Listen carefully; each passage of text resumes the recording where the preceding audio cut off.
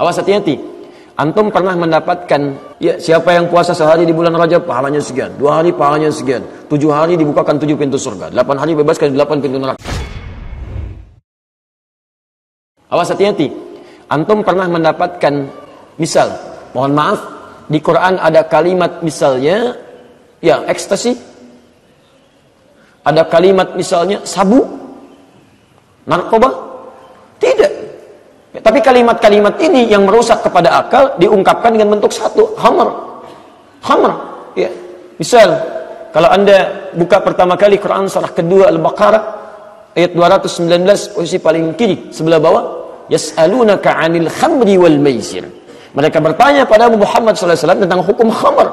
Khamr. Ya, khamr itu mencakup segala jenis yang bisa merusak kepada akal. Ada yang menerjemahkan miras, minuman keras. Ya, ada yang menerjemahkan narkotika, menerjemahkan narkoba, sehingga ada yang menerjemahkan, mereka bertanya kepada Muhammad tentang hukum mirasantika, minuman keras dan narkotika dan seterusnya. Nah, jadi kalimat-kalimat ini secara spesifik gak dijelaskan dalam Al-Quran, tapi dalam hadis nanti dirinci apa saja yang bisa membuat, ya, akal kita kemudian menjadi terpengaruh, rusak di dalamnya, kesadaran kita terganggu, maka hukumnya masuk dalam kategori hukum haram. Paham? Baik. Jadi di sini ada kalimat Rasul, termasuk bila di Quran Anda temukan kalimat Rasul, ini artinya dalam menafsirkan Al-Quran kita mesti melihat bagaimana keterangan Rasulullah SAW. Sekaligus menepis anggapan sebagian orang yang tidak mau belajar hadis, pengennya Quran aja. Saya aliran Quran, hadis enggak. Masya Allah, bagaimana antum sholatnya? Karena di Quran tidak dijelaskan bagaimana cara sholat. Cuma diperintahkan wa aqimus sholat, tunaikan sholat. Antum sholatnya bagaimana? Ya, itu urusan nanti. Oh, nggak bisa. Antum harus lihat turunannya. Paham ya? Baik, bismillah. Manahallahu wa rasuluhu anhu fil kitab was sunnah. Tertuang di dalam Alkitab, maksudnya Al-Quran, was sunnah, dalam sunnah Rasulullah SAW. Jadi yang dimaksud pembahasan larangan ini, yang ditegaskan oleh Allah dan Rasul, itu yang tertuang dalam Al-Quran dan Sunnah. Jadi kalau ada larangan-larangan misalnya tertuang bukan dalam kitab ini, atau tidak sama dengan yang tertuang dalam Al-Quran dan Sunnah, walaupun penjelasan dan sebagainya, tapi keluar dari ketentuan Al-Quran dan Sunnah, itu boleh tidak kita gunakan. Jelas ya? Boleh tidak kita gunakan. Awas, hati-hati. Ya.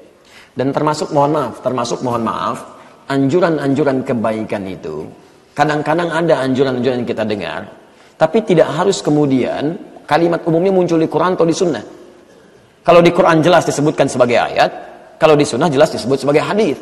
Kadang-kadang ada anjuran-anjuran yang sebetulnya nggak ada di Quran, nggak ada di hadis. Cuma pengembangan-pengembangan dari pemikiran, maka tidak harus disebut sebagai hadis. Ya, di situ sering muncul hadis palsu karena nggak bisa dibedakan mana kata-kata mutiara, mana anjuran Al-Quran, mana anjuran hadis. Ya, misal saya beri contoh. Pernah dengar kalimat ini? Makan saat lapar, berhenti sebelum kenyang. Pernah dengar? Makanlah saat lapar, berhenti sebelum kenyang. Itu Masya Allah. Sampai pernah ditulis buku, artikel, dijelaskan. Ini hadis Nabi, manfaatnya begini-begini. Itu bukan hadis Nabi, Pak. Hadis palsu. Betul. Bahkan saking palsunya, di kitab hadis palsu aja nggak ditemukan. Betul, nggak ditemukan. Itu cuma ada di kitab karangan Syekh Imam Jalaluddin As-Suyuti. Namanya Ar-Rahmah fi Tibbi wal Hikmah. Dan disebutkan kisahnya, itu bukan bagian dari hadis. Ada kisah dengan 4 orang dokter itu. Kisahnya cukup panjang. Itu ditemukan di kitab kami yang menyoal hadis populer itu. Banyak. Termasuk mohon maaf, jangan juga seseorang mengajak orang lain untuk berbuat baik, memberikan kalimat-kalimat, lalu dia katakan itu hadis, itu nggak boleh. Dosa hukumnya sekalipun Anda mengajak pada kebaikan, tapi dengan cara yang salah. Sekarang bulan apa? Rajab. Ya, sering muncul itu kalimat-kalimat. Bahkan banyak sekali hadis-hadis yang diduga sebagai hadis, padahal bukan. Ya, siapa yang puasa sehari di bulan Rajab pahalanya sekian, 2 hari pahalanya sekian, 7 hari dibukakan 7 pintu surga, 8 hari bebaskan 8 pintu neraka. Masya Allah. Ini bukan hadis palsu. Bukan. Awas, bukan hadis palsu. Tapi palsu banget. Gak ada di kitab hadis pun. Gak ada gitu kan. Nah, itu kalimat-kalimat yang berisi anjuran, pengen mengerjakan, tapi menggunakan yang salah. Ya, jadi gak usah menggunakan hadis yang salah, bahkan gak ada hadisnya. Ada hadis tentang anjuran puasa di bulan-bulan Al-Haram. Ada hadisnya gitu kan. Dan itu sangat dicintai oleh Allah. Puasa yang dicintai oleh Allah dan Rasulnya selain bulan Ramadan, itu di bulan-bulan Al-Haram. Bulan-bulan Al-Haram itu ada 4. Diisyaratkan di Quran surah ke-9 ayat 36. Inna 'iddatash syuhuri 'inda Allahi 12 syahran fi kitabillah, yauma khalaqas samawati wal arda minha arba'atun hurum. Awas. Sungguh jumlah bilangan bulan dalam setahun ada 12 bulan. Itu ditetapkan dalam ketentuan kitabnya sejak mulai langit dan bumi diciptakan. Dari 12 ini ada 4 bulan haram. Apa yang 4 itu? Dijelaskan oleh Nabi, disebutkan di Al-Bukhari, hadis riwayat Abu Bakrah di Al-Bukhari nomor hadis 3197. Ya, kata Nabi, as-sanatu, ya, 1 tahun itu 12 syahran, ada 12 bulan. Minha arba'atun hurum. Dari 12 ini ada 4 bulan hurum. Thalatha mutawaliyat, 3 berurutan, yang 1 terpisah. Yang berurutan ini Dzulqa'dah bulan ke-11, Dzulhijjah bulan ke-12, Al-Muharram bulan pertama, wa Rajab mudhar ma baina Jumada wa Sya'ban. Dan Rajab yang terletak antara Jumada bulan ke-6 dengan Sya'ban bulan ke-8. Nah, di 4 bulan ini teman-teman sekalian, itu ada anjuran silahkan ingin memperbanyak puasa, boleh.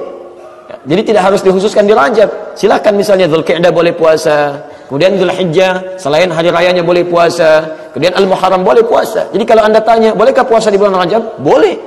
Dan tidak harus dibatasi, silahkan. Ya, silahkan. Misalnya tingkatkan yang belum pernah, Seninnya, Kamisnya. Kalau sudah Senin Kamis, tambah dengan Ayamul Bidnya. Sudah lewat, tambah dengan puasa Daudnya. Boleh, silahkan. Ya, sehari puasa, sehari tidak. Ya, misal besok Anda misalnya Ahad ingin puasa, Seninnya tidak, Selasa puasa, Rabunya tidak. Ya, itu silahkan, tidak ada masalah di situ. Puasa Daud. Salat Daud tidak ada. Subuh salat, zuhur tidak, asar salat, maghrib tidak. Nah, itu ngarang, ya.